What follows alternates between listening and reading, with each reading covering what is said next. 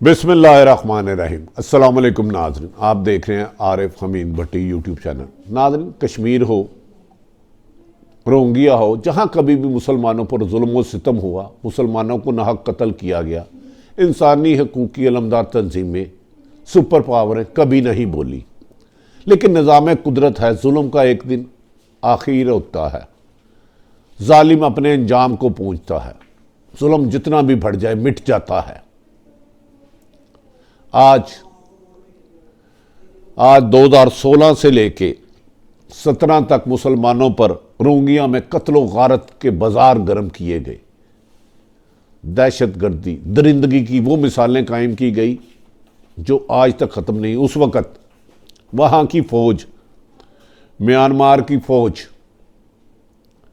ने मुसलमानों पर कत्ल किया तो वहाँ की इंसानी हकूक़ की अलमदार की दावेदार, जो अब मुंतहिब जिसकी हुकूमत का तख्ता गिराया है, आंग सान सूची ने फ़ौज की हमायत की और मुसलमानों के कत्लो गारत की हमायत की। कहा ठीक किया है। नाज़रीन, इस दौरान वहाँ म्यांमार में मुसलमानों का कत्लो गारत के वाक़यात अक्टूबर 2016 से शुरू होते हैं और 17 की जनवरी तक रहते हैं। इसके बाद वक्तन वक्तन ये आज तक मुसलमानों को रोहिंग्या में बेदर्दी से ना सिर्फ कत्ल किया गया, इंसानों को आग में फेंका गया, जिंदा ज़िबा किया गया, जलाया गया। 14 लाख मुसलमानों की ज़िंदगी को दोज़ख बना दिया गया। म्यांमार की फ़ौज ने इनकी हमायत करती रही। नोबल इनाम याफ्ता जिनसे वापस ले लिया गया था आंग सान सूची। आंग सान सूची की एक हिस्ट्री है, ये खुद भी बड़ी पाबंदियों में रही, लेकिन जब मुसलमानों पर जुल्म हुआ तो ये वहाँ की फ़ौज की, म्यांमार की फ़ौज के हक़ में आ गई। इनके बारे में कहा जाता है ये तवील अरसा हाउस अरेस्ट रही। 1989 से लेकर 2010 तक ये हाउस अरेस्ट रही। 2002 से लेकर 2000 से लेकर 2002 तक दोबारा हाउस अरेस्ट रही, गिरफ्तार रही। तवील अरसा ये वहां के फौज का शिकार रही। लेकिन इस दौरान इसने खुद जब पाबंद सलासल थी, उन फौज के जुल्म सितम के खिलाफ आवाज़ उठाई। लेकिन जैसे ही 2016 से मुसलमानों पर जुल्म सितम शुरू हुआ तो ये उसी फौज की हमायत करने लग पड़ी। और इसके बारे में कहा जाता था इन्होंने बड़ी तवील जद्दोजहद की है इंसानी हकूक़ के लिए और इस किस्म की कुर्बानियाँ दी हैं। ताहम बाद में इनसे नोबल इनाम या वापस ले लिया गया। नाज़रीन, 8 नवंबर 2020 में इलेक्शन होता है म्यांमार में। उस पे आंग सान सूची की कौमी जमहूरी पार्टी इलेक्शन में कामयाब हो जाती है, भारी अक्सरियत से कामयाब होती है। इसके बारे में कहा जाता है कि इन्होंने जितनी अक्सरियत ली, इनकी हुकूमत एक दफ़ा पहले भी आई थी लेकिन उस वक्त इतनी मेजोरिटी नहीं थी जितनी अब ली।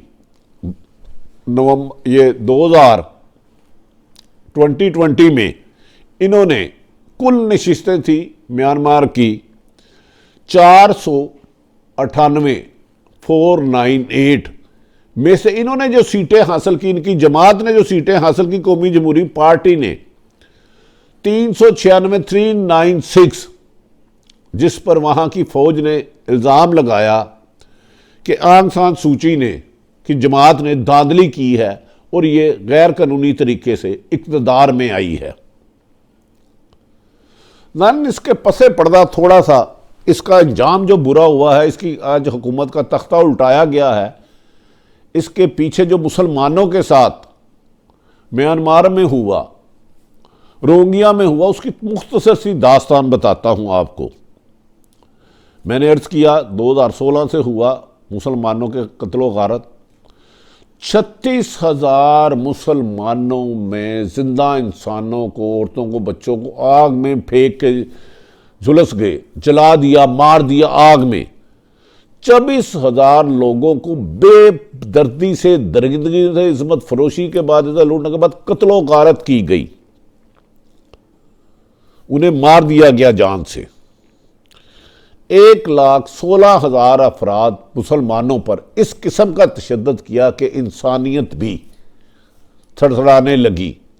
लेकिन इस दौरान आंग सान सूची नोबल इनाम याफ्ता लेके वापस करने वाली अपनी फौज की हमायत में सरे अव्वल नजर आती रही और कहती रही मुसलमानों के साथ रोहिंग्या में जो हो रहा है ठीक हो रहा है। पूरी दुनिया के मुसलमान इस पर चीखो पुकार करते रहे और कहते रहे। याद रखे नादरीन, म्यांमार में 14 लाख टोटल मुसलमान की आबादी है, जिनमें कुछ अरसा कबल बांग्लादेश में तकरीबन कमो बेशतर 7 लाख मुसलमान अपनी जिंदगी बचाने के लिए बांग्लादेश पहुंच के जहां बेयारो मददगार सख्त तकलीफें उठाई, जहां औरतें बच्चों के साथ वो जुल्म हुए जिसकी अल्फाज बयान करना नामुमकिन है। खैर, मुसलमानों के कत्लो गारत पे खुश होने वाली, नोबल इनाम लेकर वापस करने वाली, खुद को इंसानी हकूक़ की अलमदार कहने वाली कि मैं 30-40 साल जेलों में रही हूं, हाउस अरेस्ट रही हूं। जब 8 नवंबर 2020 में इलेक्शन हुए तो इसकी और इसकी पूरी जमात कामयाब हो गई, जिस पर वहाँ की फौज ने इल्ज़ाम लगाया कि कौमी जमहूरी पार्टी की आंग सान सूची ने धांधली करके कामयाबी हासिल की है। याद रहे कि म्यांमार में वहाँ की फौज का पार्लियामेंट में 25% कोटा है। 25% कोटा ये उनके आइन का हिस्सा है कि जमहूरी हुकूमत अगर इलेक्शन भी होंगे तो फौज का 25% कोटा होगा। इसका मतलब है कि इनके वजीर खारजा, वजीर दाखिला, वजीर दफा फौज की मर्जी से वहां आते हैं। म्यांमार में आम पॉलिटिकल आदमी नहीं आ सकता। लेकिन ये जब इलेक्शन जीत पर आई तो फौज ने कहा कि पार्लियामेंट के होने वाले इजलास को मुलतवी कर दिया जाए। जिस फौज के हाथों से मुसलमानों के कत्ल से हाथ रंगे हुए थे, जालिमों के हाथ रंगे हुए थे, बेगुनाह औरतों बच्चों की इज्जत फरोशी करते थे, जिस पर आंग सान सूची ने उनका इनकार कर दिया, जिस पर गुज़श्ता रोज़ वहाँ की फौज ने उनका तख्ता उलट दिया और वहाँ पर मार्शल लॉ लगा दिया। आंग सान सूची समेत उसके तमाम साथियों को गिरफ्तार कर लिया गया। गिरफ्तार करके जेलों में, हवालातों में और हाउस अरेस्ट कर दिया गया। जैसे ही इनकी गिरफ्तारी और इनका हुकूमत का तख्ता उलटने की कौमी जमहूरी पार्टी की खबर बाहर आई तो फौरी तौर पर अमेरिका में इस बात की बड़ी तशवीश की लहर दौड़ी। अमेरिका, ऑस्ट्रेलिया, जापान और दीगर ममालिक ने मुतालबा किया वहाँ की म्यांमार की फौज को कि फौरी तौर पर मार्शल लॉ ख़त्म किया जाए, जमहूरी हुकूमत बहाल की जाए और गिरफ्तार तमाम पॉलिटिशियनों को रिहा किया जाए।